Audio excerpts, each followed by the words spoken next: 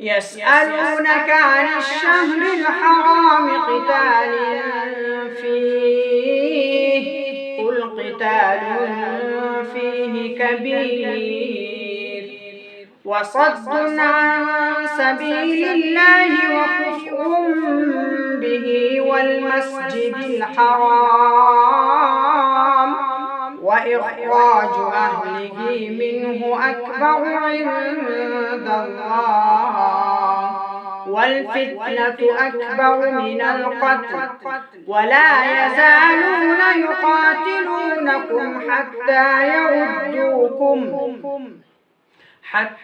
يردوكم عن دينكم إن استطاعوا ومن يرتد منكم عن دينه فيمت وهو كافر فأولئك حبطت أعمالهم في الدنيا والآخرة وأولئك أصحاب النار هم فيها خالدون. إن الذين آمنوا والذين هاجروا وجاهدوا في سبيل الله أولئك يرجون رحمة الله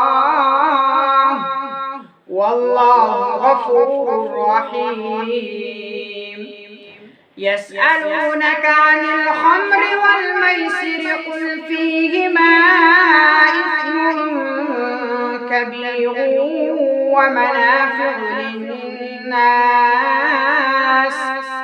وإثمهما أكبر من نفعهما ويسألونك ماذا ينفقون قل العفو كذلك يبين الله لكم الآيات لعلكم تتفكرون في الدنيا والآخرة. ويسألونك عن اليتامى قل إصلاح لهم خير وإن تخالطوهم فإخوانكم والله يعلم المفسد من المصلح ولو شاء الله لأعنتكم إن الله عزيز حكيم.